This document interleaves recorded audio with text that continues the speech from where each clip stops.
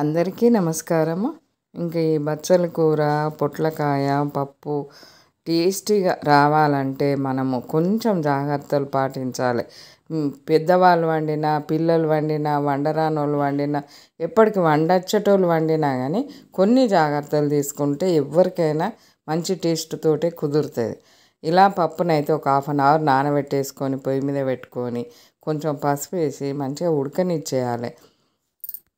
ఉడికిన తర్వాత మనము పొట్లకాయ కట్ చేసుకొని, బచ్చల కూర కూడా శుభ్రంగా కడిగి కట్ చేసుకొని, ఇంకా పప్పు ఉడికినాక అందులో పచ్చిమిర్చి వేసేసి పొట్లకాయ, మనకు బచ్చల కూర, సాల్టు, ఇప్పుడు పప్పు ఉడికినాక సాల్టు, కొంచెం చింతపండు రవ్వలు వేసి మంచిగా మళ్ళీ ఉడకనిచ్చేయాలి ఈ పొట్లకాయను.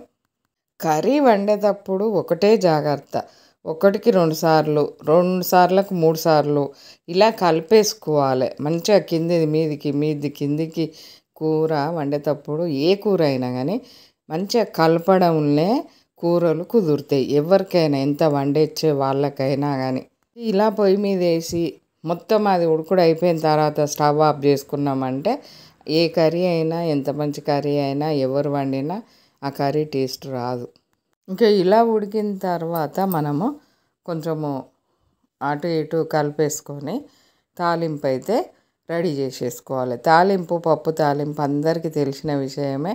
పప్పు తాలింపు అనగానే ఇంకా ఈ మనం పప్పులోకి కొంచెం నెయ్యి, నూనె కలిపి తాలింపు పెట్టామంటే ఆహా, లేకుంటే మొత్తం నెయ్యితోటి పెట్టినా బాగుంటుంది.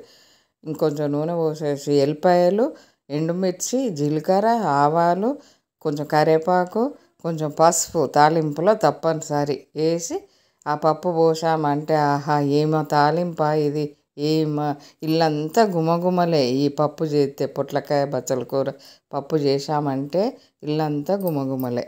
ఎప్పుడు ఏది మనము ఊకే కలపకూడదంటే ఒక రైసు మనకు ఒకప్పుడు మా చిన్నతనంలో కట్టెల పొయ్యి మీద రైస్ పెడితే ఒక పక్క మంట దాకి ఒక పక్క మంట దాకక ఒక సైడు లేచేది, ఒక సైడు లేవకపోయేది.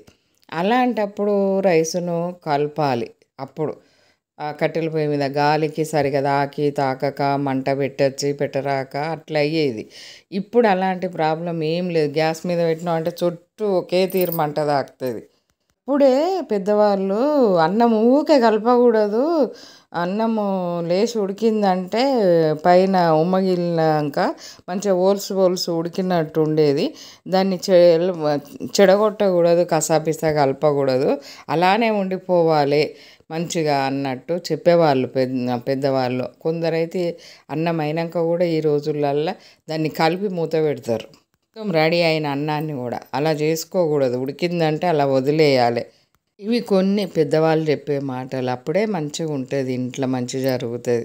కరికాడ మట్టుకు ఒక జాగ్రత్త పాటించాలి, మంచిగా కలుపుకుంటూనే వండుకోవాలి. టేస్టీ పప్పు రెడీ.